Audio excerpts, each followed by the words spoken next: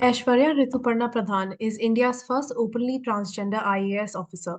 Despite facing discrimination and hardship, she pursued her dreams and succeeded in becoming a civil servant. Pradhan's struggles highlight the need for societal acceptance of transgender individuals and emphasize the importance of equal opportunities for all. She believes that with acceptance and support, transgender individuals can contribute significantly to society. In this edition of the Roundtable, organized by Nickel and Dime's Gender and Society Cluster, we will be discussing the extent to which stigma impacts the lives of transgender individuals. My first question to all of you is: how has Aishwarya's presence as a transgender civil servant influenced perceptions and attitudes in her workplace?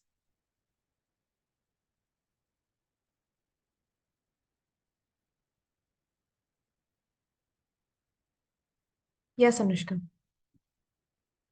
Aishwarya Pradhan was is actually commercial tax officer in Odisha, and she joined the services in 2010. And she realized that her sexual orientations were different when she was in class sixth, right? She had this life wherein she was ridiculed by not only her classmates but also her teachers. And in 2014, when the Supreme Court judgment came in that categorized as a third gender, she transitioned into being what she is today. And she recalls this journey where in her office area also she had this transition from being called sir to madam. And it was full of weird glances that she used to get. But now she says that everyone in the office and in her professional and personal life both, she has been accepted. So just that. Thank you, Anushka. Haley, Bhumika, would you guys like to add anything to that? Yeah, I think, after that she's got this job, she's joined the services. It is definitely gonna affect how it's gonna break some kind of taboos in the workplace area, because obviously she's the first transgender person to get into these services. Yeah. Yes, I Haley. believe that with the transgender person in a position like in the civil services, this is also her chance to make her voice heard, which could be representative of transgenders, and her opinions could be taken in consultation when, for instance, policies are being made that affect her workplace and probably the nation at large too. Exactly. And I think just her presence serves as a role model for all transgender individuals and advocating for LGBTQ plus rights and individual, like you said, Haley, equity through policy and advocacy efforts. Moving on to the next segment of our discussion. What do you think are some positive steps taken by the Indian government to support transgender rights?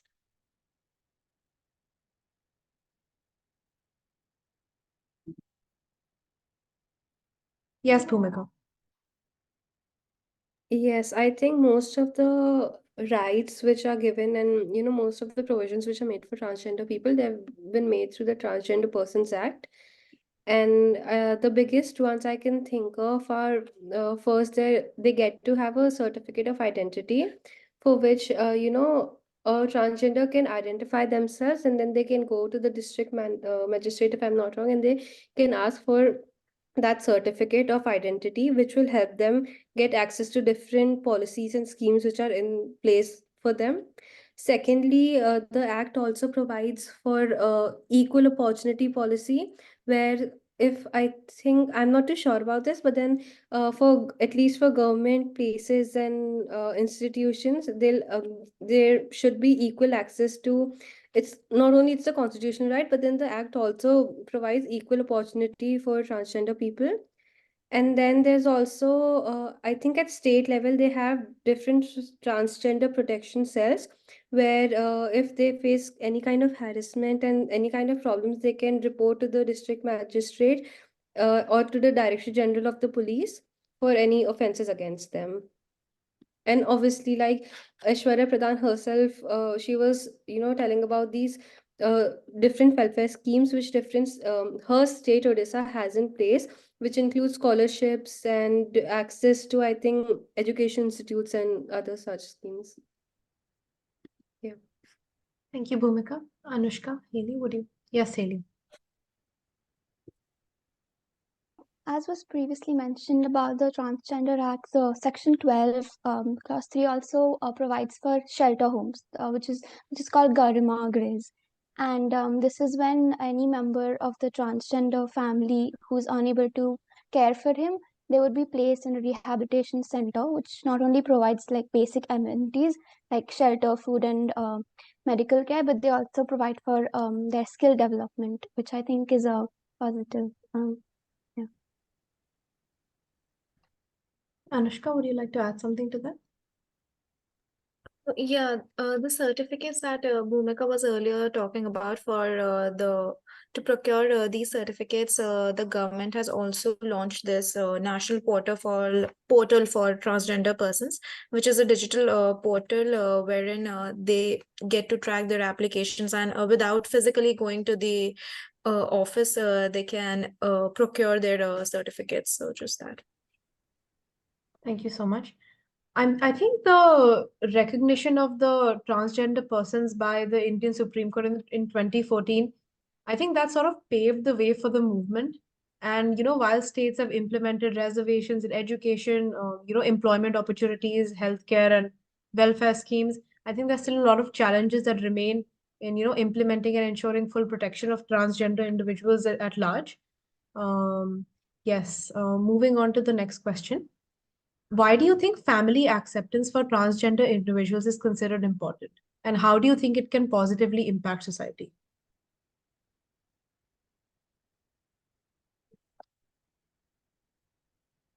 Bhumika, would you like to go first? Yeah, I think family units are the basic grassroots level units which make up society at a larger level. So if there's some kind of acceptance from family itself, slowly the taboo against and prejudice against transgender people will start to decrease.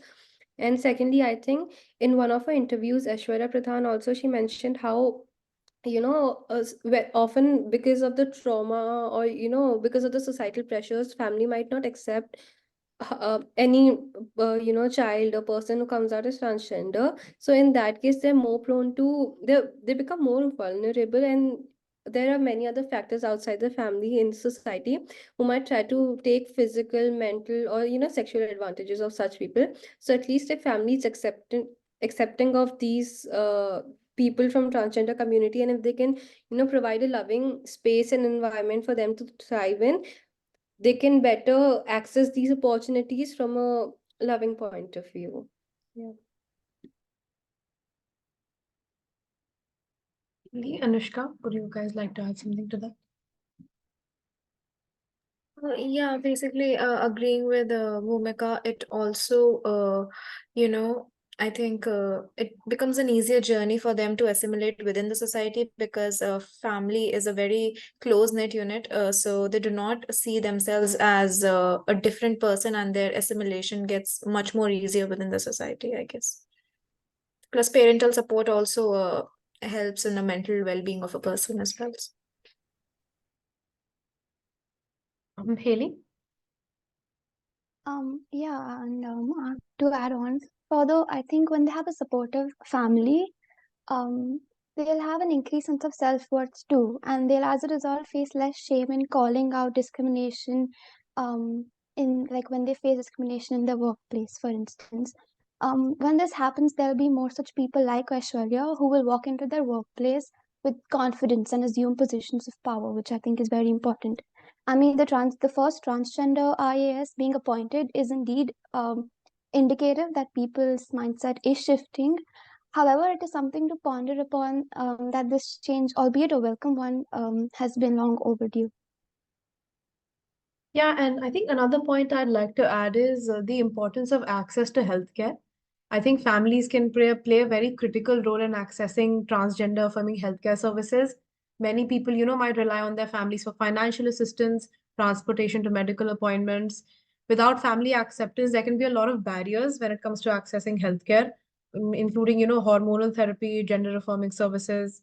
And I think adding to what all of you spoke about, financial acceptance, family acceptance can positively impact an individual's sense of worth, and access to education, employment opportunities.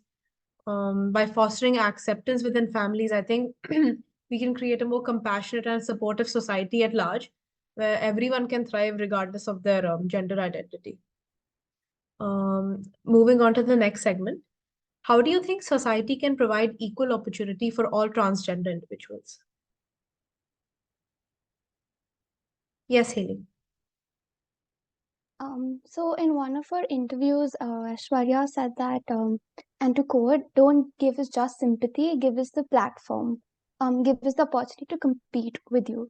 I believe this right here gives us a very unequivocal solution that transgender individuals need to be given all opportunities to be kept on an equal footing and not be discriminated against. In July 2021, Karnataka government decided to give 1% horizontal reservation to transgender candidates in their government jobs. And I believe this is a significant step that states across India could take to ensure equal opportunities and access. Bhumika? Yes, Bhumika, go ahead. Yeah, recently following the suit, I think Kerala has also introduced this 1% horizontal reservation for transgender people. So, and to add on to that fact, I think giving financial independence and some kind of financial security to transgender people will really help them carve out their space in society, because if they're financially stable enough, not only are they like able to live their own life, maybe they can help support other such causes and help other such people.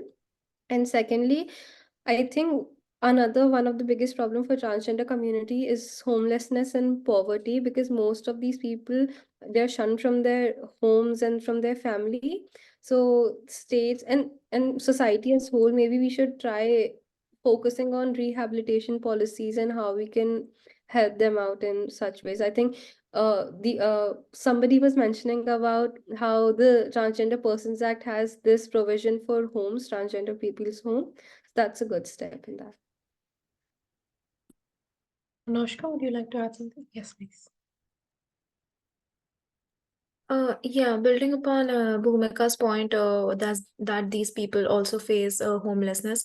There are actually many cases wherein they are shooed away from being tenants, and people do not they prefer, renting their homes to transgender people as well. So in this way, they face a lot many discriminations, and they are not able to achieve the sense of independence. And I think societal acceptance for them is very important, and we should also try to make it as normal as possible so as to assimilate them within the society. I think adding to what all of you just said, I think without a supportive family environment, transgender individuals can, struggle to find stable housing and resources just to meet even their basic needs. And I think such a risk can expose people to, poverty, exploitation, violence. And I think apart from this, I think if the government implements affirmative action policies and initiatives to address systemic inequalities and barriers faced by transgender individuals, particularly those from marginalized communities, I feel like there's a lot of potential and scope for improvement. This may involve targeted efforts to increase representation and participation of transgender individuals in education, employment, policies, etc.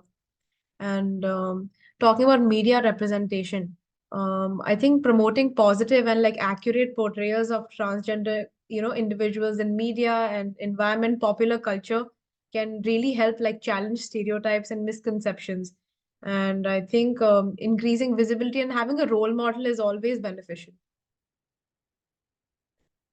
Is there anything you would like to add to that?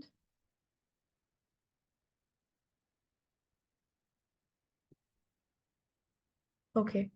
So our discussion shed light on the importance of fostering inequality and inclusivity for transgender individuals. Moving forward, I think we need to continue to advocate for policies and practices that affirm the dignity and rights of transgender individuals. By working together to break down the barriers and empower transgender individuals, we could create a more just, equitable, and inclusive society for everyone. Thank you so much for joining the roundtable with us today. Hopefully, it was a comprehensible one. Thank you so much.